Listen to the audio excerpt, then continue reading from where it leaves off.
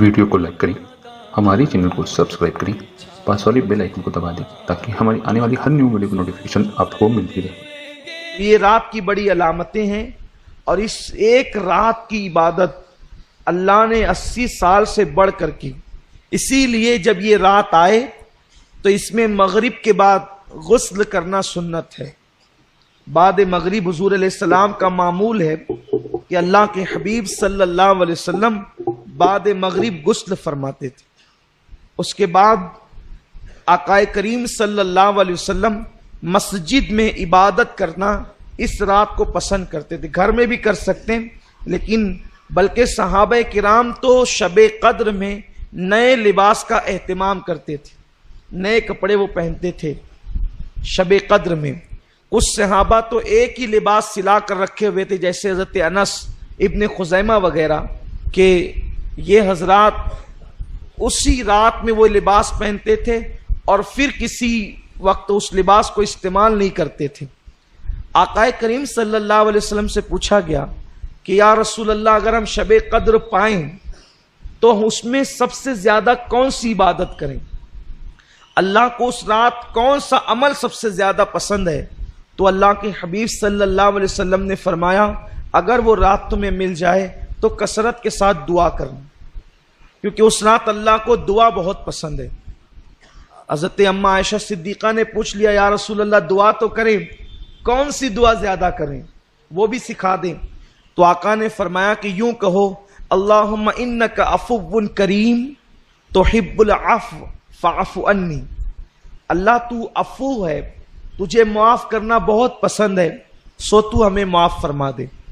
इस रात तौबा करो कसरत के साथ, हो सके तो सलातु तस्बीह का एहतमाम करो, हो सके कुछ नवाफिल पढ़ो, और जब रात का आखिरी पहर आ जाए तो फिर दुआ में मसरूफ हो जाओ, और हो सके तो सहरी तक दुआ का एहतमाम करो। क्योंकि ये रात जागना अपने मुकद्दर को जगाना है। जो इस रात को जग गया वो 80 साल इबादत में आगे हो गया। और खास तौर पर बहुत अहम बात अर्ज करने जा रहा हूं, जितनी इबादतें भी आप करते हैं अल्लाह उसको कबूल कर ले तो उस पर इनाम क्या मिलता है? जैसे किसी ने हज किया तो हज करने वाले के सारे गुनाह माफ हो जाते हैं, वो ऐसे पाक हो जाता है जैसे अभी अपनी मां के पेट से पैदा हो। इसी तरह जुमा की नमाज पढ़ के जाने वाला हफ्ते भर के सारे गुनाह माफ हो जाते हैं। इसी तरह रमजान शरीफ के रोजे रखने वाला गुज़िश्ता रमजान शरीफ और इस रमजान शरीफ के दरमियान जितने गुनाह किए थे अल्लाह सब माफ कर देता है, सारे गुनाह माफ होते हैं। लेकिन शबे कदर की एक इनफिरादी खुसूसियत यह है जो हज में भी नहीं है, बड़ी जिम्मेदारी से अर्ज कर रहा हूं, जो हज में भी नहीं है, जो रमजान शरीफ के रोजों में भी नहीं है, अगर किसी को शबे कद्र मिल गई तो इनाम क्या मिलता है? आका फरमाते हैं, अगर किसी को शबे कद्र मिले और वो उसमें इबादत कर ले तो अल्लाह इनाम क्या अता करता है? जितने गुनाह किया है वो भी माफ कर देता है, और जो अभी किया नहीं है करने वाला है अल्लाह उसको पेशगी माफ फरमा देता। कितना बड़ा करम है। लेकिन शबे कदर मिलना चाहिए और वो मुतय्यन नहीं है, लेकिन हम तो बस अल्लाह पर उम्मीद करते हुए जो है वो शबे कद्र में इबादत करते हैं। अल्लाह फरमाता है खैरुम मिन अल्फि शहर, यहां तक आपने सुना। अब ये 1000 महीनों से अफजल है, बराबर नहीं अफजल है। फिर फरमाता है तनज़्ज़लुल मलाइका वर्रूह, और इस रात फरिश्ते आते हैं और जिब्रील अलैहिस्सलाम आते हैं और क्या करते हैं? सलामुन हिया हत्ता मतलइल फजर, फजर तक वो लोगों के लिए जो इबादत में मसरूफ होते हैं सलामती की दुआ करते हैं, उन पे सलामती भेजते हैं, उन्हें सलाम करते हैं। तफसीर में आता है कि ये जो शबे कद्र है, अगर इसका उर्दू में तर्जुमा किया जाए तो तर्जुमा ये होगा तंग कर देने वाली रात, या तंग हो जाने वाली रात, या तंगी की रात। हैरत है اتنی مبارک رات ہے لیکن اس کا اردو میں ترجمہ کیا ہے؟ تنگی کی رات یا تنگ کر دینے کی رات. تو اس کا نام تنگی کی رات کیوں ہے؟ تو حدیث پاک میں آتا ہے کہ آسمان سے اتنے فرشتے زمین پہ آتے ہیں کہ زمین تنگ ہو جاتی ہے فرشتوں کی تعداد کی وجہ سے، اسی لیے اس کو تنگی کی رات کہتے ہیں. فرشتوں کی وجہ سے زمین تنگ ہو جاتی ہے، یعنی قدم رکھنے جگہ نہیں رہتی فرشتوں کو. اور فرشتے کیوں آتے ہیں؟ وہ رات بھر مصافحہ کرتے ہیں، مغرب سے لے کر فجر تک. کن سے؟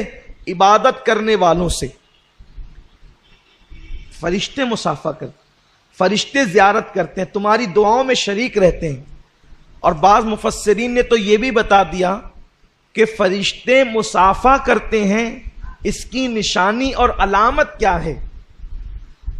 فرماتے ہیں اگر شب قدر میں عبادت کرتے ہوئے تمہاری آنکھوں سے آنسو جاری ہو جائے، یا بدن پر خوف کی کیفیت طاری ہو جائے، یا عبادت میں کیف و سرور ملنے لگے، تو سمجھ جاؤ کہ اب وہ وقت آ گیا ہے کہ فرشتے تم سے مصافحہ کر رہے ہیں، جبریل امین تم سے مصافحہ کر رہے ہیں.